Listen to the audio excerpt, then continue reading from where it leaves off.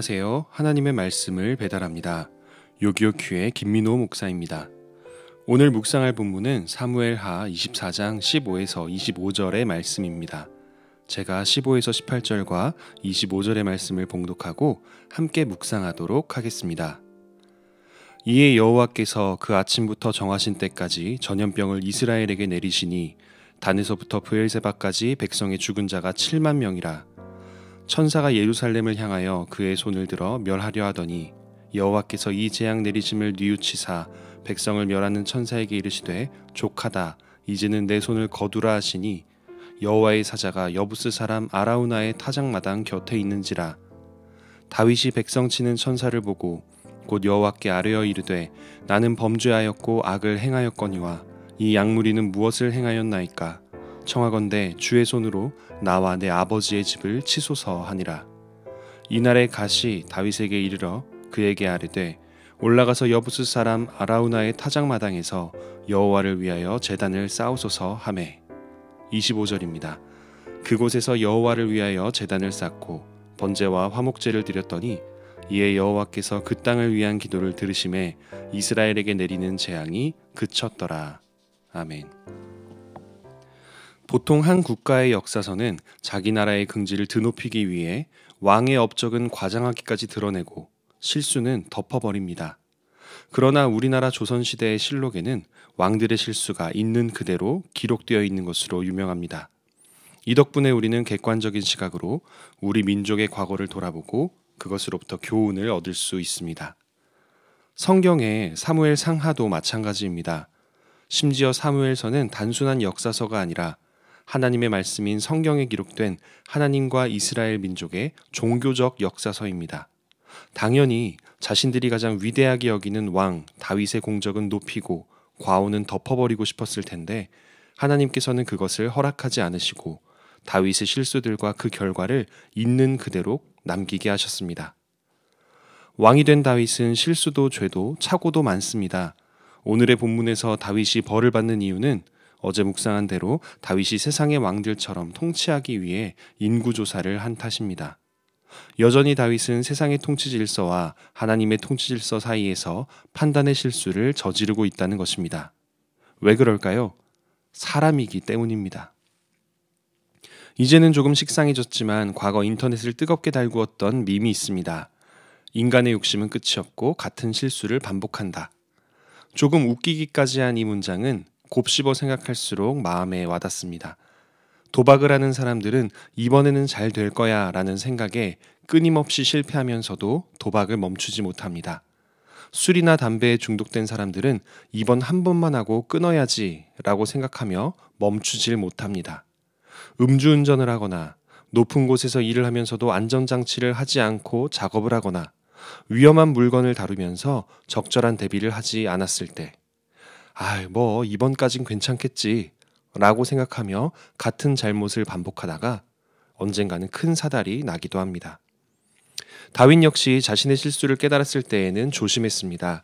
그래서 하나님 앞에 더 많은 죄를 짓지 않고 올바른 행동으로 하나님 주시는 평안을 되찾았습니다. 그런데 그 되찾은 평안 속에서 다윗은 다시 방심합니다. 그래서 하나님 앞에 죄를 짓고 다시 환난에 빠지고 고생합니다. 우리는 하나님 앞에 어린아이와 같습니다. 혼나면 정신을 차리지만 그 시간이 지나면 다시 방심하기 때문입니다. 다윗의 실수들이 오늘날 신앙생활을 하는 우리에게 교훈이 되는 이유는 끊임없이 실수를 반복하는 평범한 인간의 모습을 다윗이 지니고 있기 때문이면서 동시에 그 평범했던 다윗은 그 실수와 죄 앞에서 매번 철저한 회개의 태도를 보여주었기 때문입니다. 17절에서 다윗은 백성들을 치는 천사를 보고 백성들 말고 저와 제 집을 치십시오라고 기도합니다. 처음 다윗이 인구조사를 했던 것은 그들로부터 세금을 걷어들이고 유사시 동원할 군사력을 확인하기 위해서였을 것입니다. 다시 말해서 위험한 순간에 자신을 위해 일할 이들의 수를 가늠했다는 것이죠. 그러나 지금 이 순간 다윗은 백성들을 위해 차라리 내가 재앙을 당하겠다고 기도합니다. 하나님 나라의 질서에서 왕은 백성들 뒤에 숨는 존재가 아니라 백성들을 적극적으로 돌보고 보호하고 그들 앞에서 재앙을 막아주는 존재라는 것을 다시 한번 깨달은 것입니다. 다윗은 하나님께 회개의 제사를 드리기 위해 오르난이라는 이름으로 불렸던 여부스 사람 아라우나의 타작마당을 사서 제단을 쌓습니다. 거기서 하나님께 번제물과 화목제물을 올려드리자 하나님은 이스라엘 땅에서 재앙을 그치셨습니다. 아라우나의 타작마당은 곡물을 도정하여 육신의 식량을 채우는 곳에서 하나님께 회개하는 장소로 바뀌었습니다.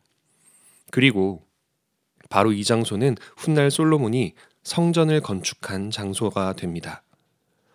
하나님께 회개하고 돌이켜야 할 바로 그 장소가, 바로 그 사건이, 바로 그 시간이, 바로 그 환경이 하나님께 예배드려야 할 장소입니다. 하나님은 상한 심령이 자신에게 돌아오는 것을 기뻐하십니다. 우리는 살아가며 스스로에게 상처를 줄 때가 참 많습니다. 그러나 그 어떤 순간에도 우리에게는 돌아가 치유받고 쉴 곳이 있습니다. 바로 하나님의 넉넉한 품입니다. 하나님께서 세상을 창조하시고 인간을 만드셨을 때 에덴 동산에는 선악을 알게 하는 나무가 있었습니다. 하나님께서는 에덴 동산의 모든 과일을 다 먹을 수 있지만 이 선악과만은 먹지 말라고 하셨습니다. 선악과는 창조주이신 하나님과 그분께 순종해야 하는 인간의 관계를 잘 보여주는 소중한 장치였습니다. 하나님께 이유를 불문하고 순종해야만 하는 바로 그 자리, 하나님과 나와의 관계를 일깨워주는 바로 그 자리가 선악과였던 것이죠. 하지만 인간은 결국 그 선악과를 따먹고 말았고 하나님께 예배하고 하나님을 찬양해야 했던 자리는 죄의 자리가 되어버렸습니다. 순종하지 못했다면 다시 순종하기로 결단하고 회심하는 자리가, 그 선악과를 따먹고 후회하는 자리가 바로 예배의 자리가 될 것입니다. 하나님은 하나님께로 신실하게 돌이키는 이들의 모든 돌이킴에 용서와 회복으로 응답하십니다. 죄를 지었다고 하나님 앞에 실수했다고 너무 좌절하지 마시기 바랍니다.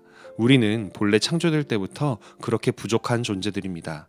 저 위대한 다윗도 수없이 실수하였다면 우리야 오죽하겠습니까? 하지만 어떤 사람들은 쓰러졌을 때 그대로 넘어져 있고 어떤 사람들은 쓰러졌을 때 하나님을 의지하여 다시 일어선다는 것을 명심하시기 바랍니다. 아일랜드의 소설가인 올리버 골드스미스가 이런 말을 남겼습니다. 우리의 가장 큰 영광은 넘어지지 않는 것이 아니라 넘어질 때마다 다시 일어서는 것이다. 끊임없이 하나님과의 관계를 놓지 않고 회개했던 다윗처럼 여러분도 광야 같은 인생길을 가시며 때로 넘어지더라도 다시 돌이키고 일어서서 하나님 손 붙잡고 걸어가게 되시기를 바랍니다. 오늘의 말씀을 우리 삶에 이렇게 적용하기를 원합니다. 오늘 하루 우리는 분명 또 죄를 짓게 되겠지만 내가 하나님 앞에 잘못했다는 생각이 들자마자 그 행동을 회개하고 돌이켜서 하나님의 손을 놓지 않는 삶을 살아가기를 원합니다.